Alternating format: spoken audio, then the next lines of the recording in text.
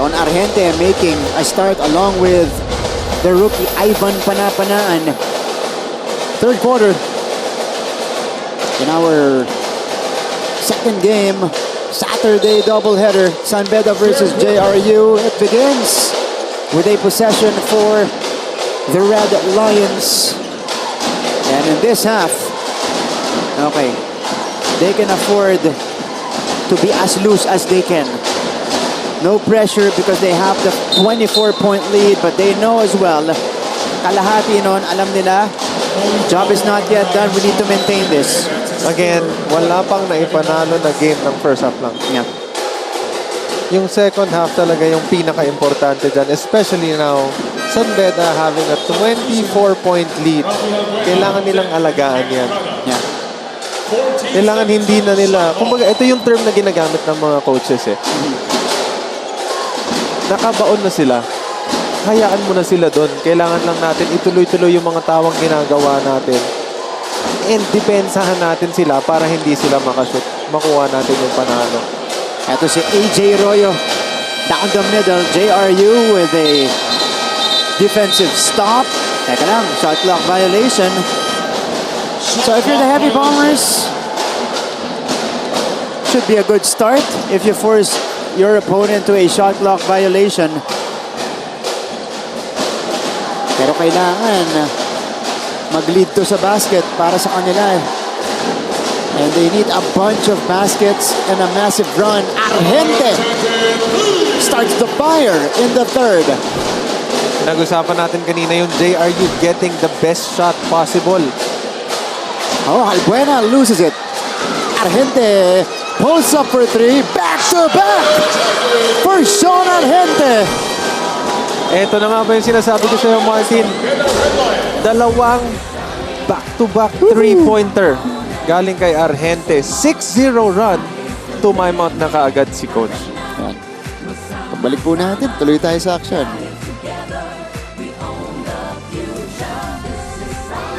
Mapua was also in the finals. Season 97. Oh, good defense by Justin Sanchez. And that's Being what that he can help do. guy. Yeah, exactly. High school pa lang, yan ang laro niyan. What a pass. Adam Liwag inside with a flex afterwards. And one for Adam Liwag. But let's credit the dish of a charging Justin Sanchez. Look at that. Tap, no look to Adam Liwag. Oo, nakita na natin. Pagdating kasi maglaro si Justin Sanchez, this is the value that you bring to the squad. Yeah, kasi Kapalitan nito ni Agimenyo, sila Masiglat. oo, Diba? si Lance Masiglat who is doing his residence because they played San Sebastian. prior to graduating at Oh. San Sebastian. Silang dalawa ni Aki Balinya at si Lance Ronquillo. Push shot goes in for Adam Liwag. Abangan natin yan. Kursunada ko to, role player. Alam lang niya yung kaya niyang gawin. Doesn't get too ahead of himself. Tsaka, 6-0 run for JRU in less than a minute here in the third to trim the lead down to 18 points. And now, puntahan natin ang third quarter report. Nagmula ito sa dugout ng magkabilang panig natin. Let's hear it from Flo Del Agua. Flo. JRU head coach Louis Gonzalez recognizes that his young players are still getting used to the spotlight. Sabi nga sa kanilang dugout, the only thing that's missing from our team in this game ay yung kapal ng mukha tulad na lamang itong 6-0 run ng kanilang koponan. Before they went back to the court, they were left with the words, we need to stand our ground and hopefully this will work for the Heavy Bombers for the rest of the game. That's all for now. Balik sa inyo. And Flo, yung pinag-uusapan namin kanina ni Prince. Kumbaga, it's good that JRU is following the system of Coach Louis, but if you are in an emergency situation, you have to have players who can willingly score and who can look to score some points for you and can be your go-to guys. Ito si Sean Argente, you know, 2 straight triples to begin the third quarter. Siya na yung umako ng scoring para sa kanila. And pinag-usapan natin kanina, Martin, kung ano yung mga kayang ibigay ni Argente nung umpisa pa lang ng game. And I think hindi naman siya talaga nag-disappoint. And note ko lang, napakaganda nung sinabi ni Coach Louis na yun, kulang lang sila ng kapal ng muka. And yan yung type ng player na Coach, hindi tayo makashoot. Bigay mo muna sa akin yung bola. Stop natin yung bleeding. Then balik tayo sa sistema. At ito, dadagdagan ni Sean Argente sa free throw line. 3 free throws coming up. Nire-review ng mga opisyalis natin kung i-upgrade nila to. Sa landing Spot. Landing spot. Wala, it's just gonna be a regular foul. So 3 free throws for Sean Argente. This guy is on a personal 6-0 run. A chance to add on to it at the free throw line. The lone bright spot offensively for JRU today. He has 13 points across his name. And kanina, Martin, nung nagkaroon ng run yung San Beda, siya rin yung tumira ng free throw to stop the run. Although namintis niya yung isa, after that, up to now, meron na siyang 10 points. Yeah. That's And right. meron pa siyang isa pang free throw na ititira dito para sa JRU to cut the lead down to 15. Huge start for Sean Argente. And I think ang importante, Prince, they're doing it so quickly. You know, not even 2 minutes going by in the third quarter, nakakasyam na puntos na itong si Sean Argente para sa JRU. Ito yung ginawa ng San Beda kanina, yung surprise factor. Kinulat nila yung JRU, kaya sila nagkaroon ng malaking run. And now, JRU doing the same thing to San Beda, na nagulat yung Beda sa sobrang bilis. Yung lead nila na 24, 15 na lang. Sahon niya. And for the third time in the third, JRU forces San Beda to a shot clock violation. Bumabalik na sila dun sa organized chaos. Oh yeah. Ito, Prince, another angle of that Gonzalez foul. Iniwasan niya naman. Yeah, And syempre, kudos kay Nigel Gonzalez that's right. for that sportsmanship. Sid Moscada may tanga ng bola. Jonathan Medina hits the back iron that time. Meto na si Nigel. Pass interfered. Argente gets it. 2-on-1 break. Moscada, Medina, Moscada again. He scores. Plus the foul. JRU on an 11-0 run. Grabe. Nakakakaba yung ganitong klase ng game. Pero napakasarap panuurin. Kaya sa mga manonood natin dyan, sana nag-e-enjoy kayo ngayon kasi kami, nag-e-enjoy kami. Welcome sa NCAA Season 100, San Beda versus JRU. Dito sa Season 100, Mosqueda completes the three-point play. Games have been unpredictable.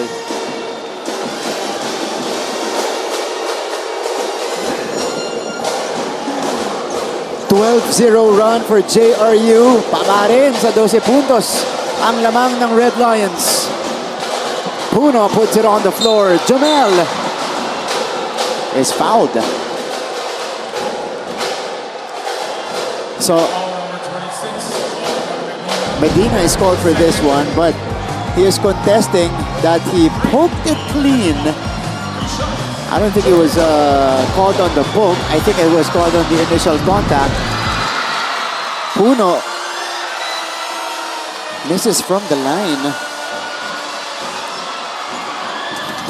Pinag-usapan lang natin kanina during halftime.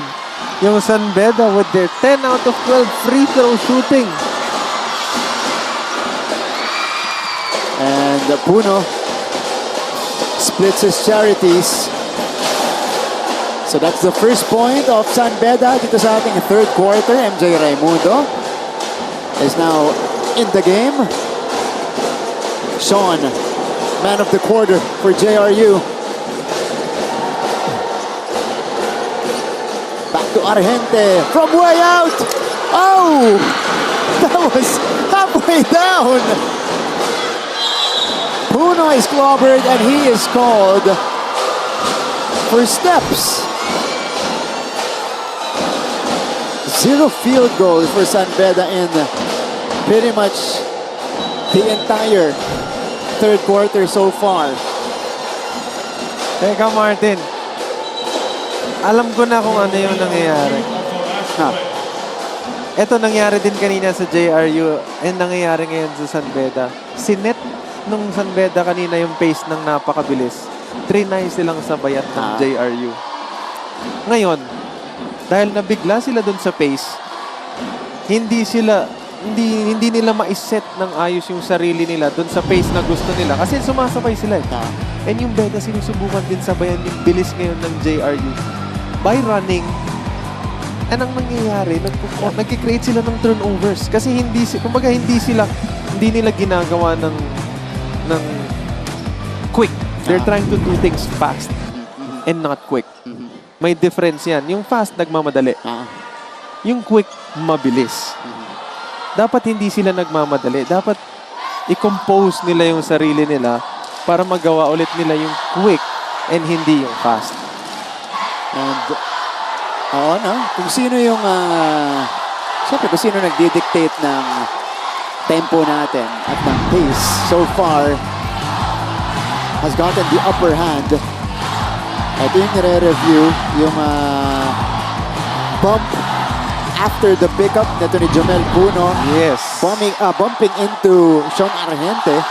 Yung isang referee kasi natin, ang tinawag traveling. Pero yung isang referee, nakita ng mga coaches na ang itinawag foul. Okay. Ngayon, ang kiniklaim nila, dapat mangibabaw yung foul dun sa traveling. Hindi, Pero traveling ang mukhang hindi, tinawag. traveling yata talaga. So, Puno will not pick up a foul here. How many turnovers does San Beda have? Total in the game? Hindi, dito pa lang. Sa third quarter quarter pa lang. natin. 3 Sige. minutes pa lang to. Oo nga. Tatlo ng 24-second shot clock. Let's check.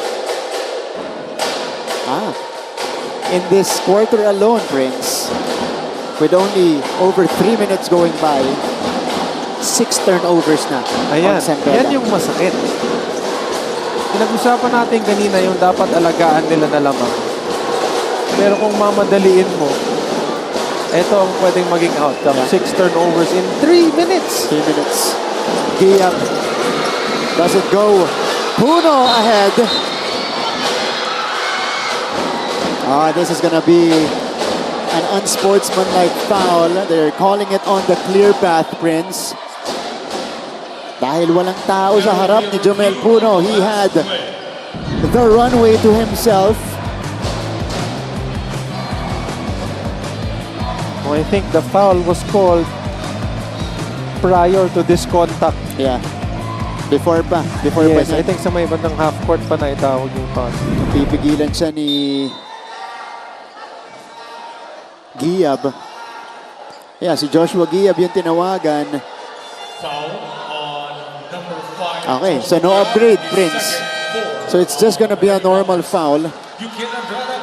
I think because may naunang dalawang JRU JRU defenders. Okay. Kaya nung tinamaan siya dito, ang initial call is yung clear pass. Okay, so no free throws, just a regular foul on Giab. Bueno si Sahonia. That's a foul on Giab. Sahonia taking advantage of that matchup.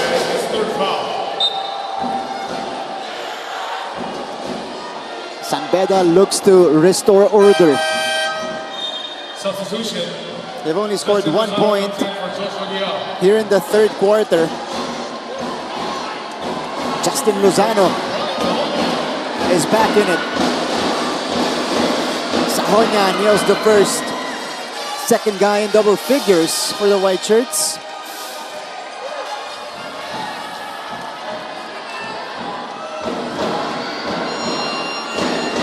Second one.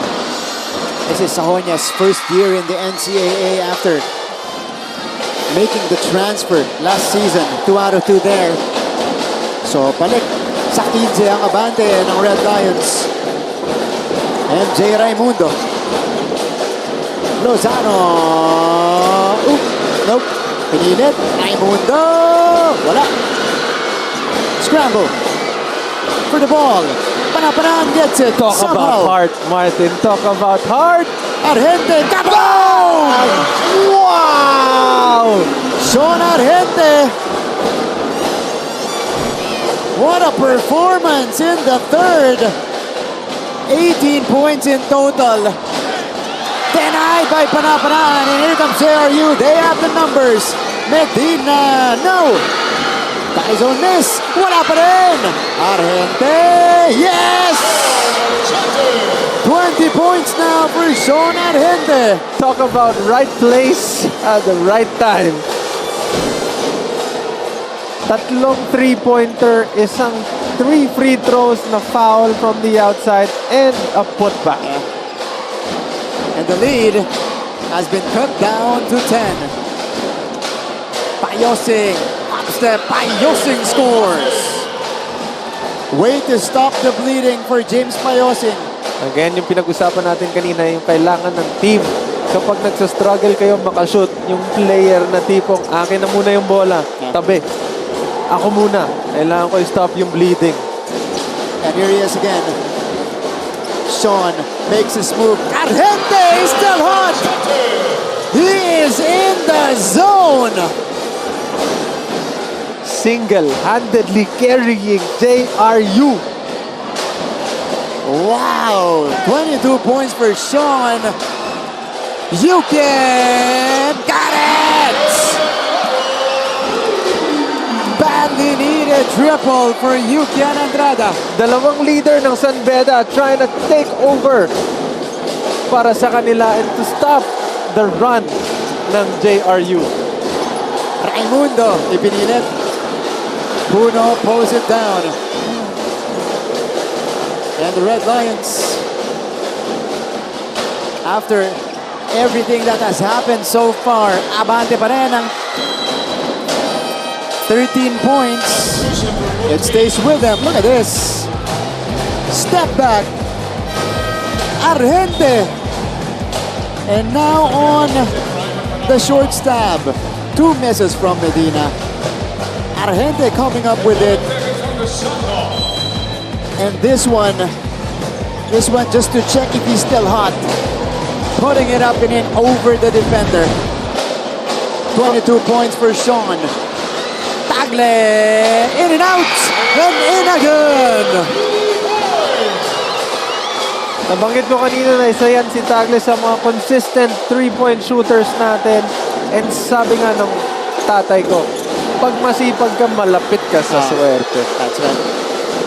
And San Beda putting out the fire through their 3-point shooting. Puno! There's a whistle.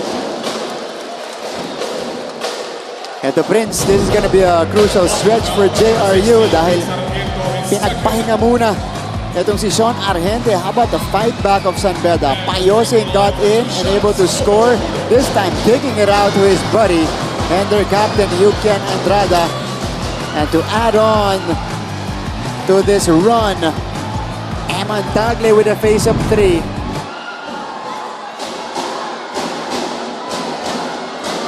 Jomel Puno connecting on the free throw.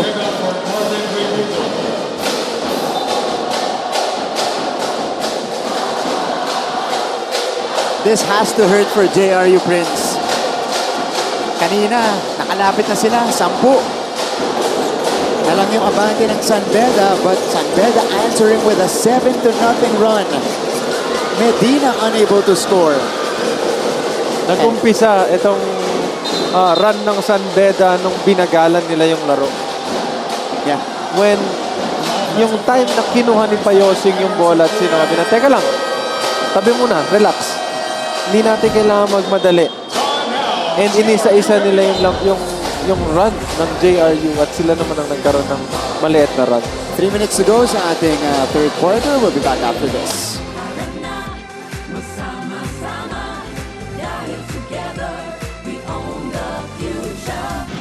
And Imeni from the corner. Nope. Inot. Feeding. Top meta for the finish.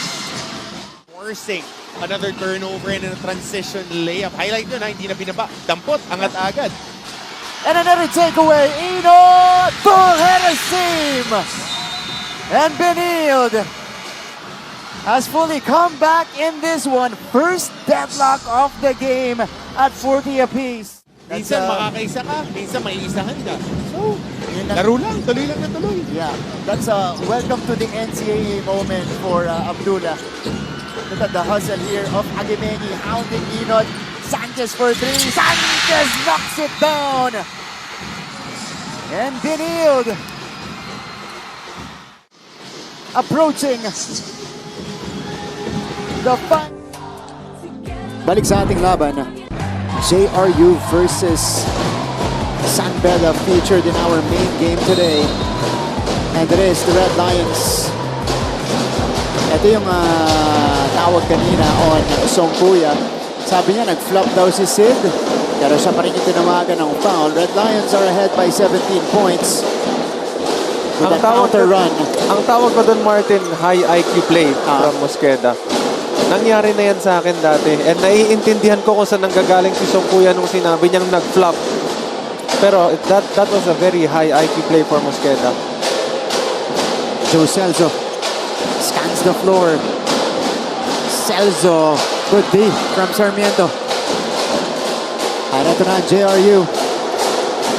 Uy! It sticks for the Heavy Bombers. A lot of time to work with for Sid Mosqueda. Lozano, 8 to shoot. Lozano, drop off. Sarmiento, tanda ng pasahan. Barrera puts it up and in. First 2 points of the game for Mark Barrera.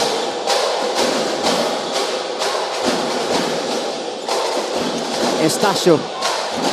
Bibigay ulit kay Celso sa poste. Balik sa labas. Penny. No. Celso, offensive board. And it stays with San Beda. Yan yung klase ng offense na gusto ng mga coaches. Yung bola na nanggagaling sa labas, ipapasok mo muna doon sa paint. Yeah. And once na magkaroon kayo ng touch sa paint, mag-a-attract yan ng depensa para magkaroon ng cloud. Yun yung nagbigay ng opportunity kay Estacio na nung binalik sa kanya magkaroon ng driving lane. Yeah. Balik sa ating laban, Sean Argente, who has 22 points, 16 in the third quarter. Dahil nangangailangan ulit ng scoring ng San Beda.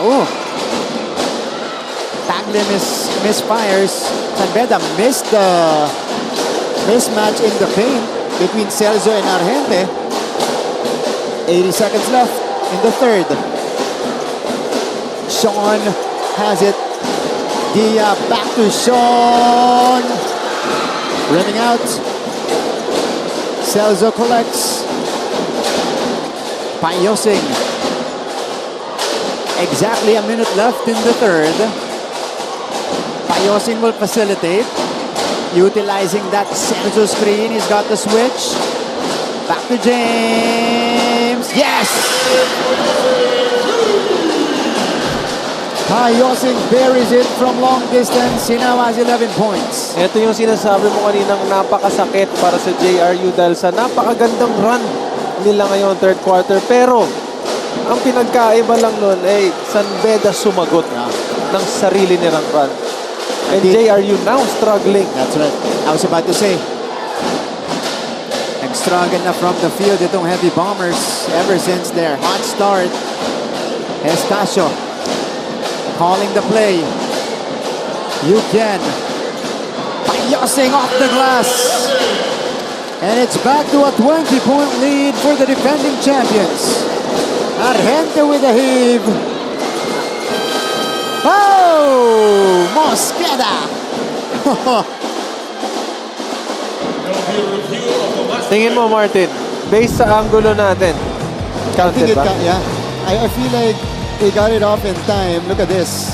3.5 left here. Here's the follow-up. Madami pang oras, Prince. 0.6 nung nabitawan niya. Yeah. The presence of mind. Basket is good for Sidney Mosqueda. So, some light for JRU at the end of the third. San Beda, huge fight back in that third quarter to maintain their lead. We'll see if they can sustain it and get back on the winning track. Pagbalik natin, fourth and final chapter of this game.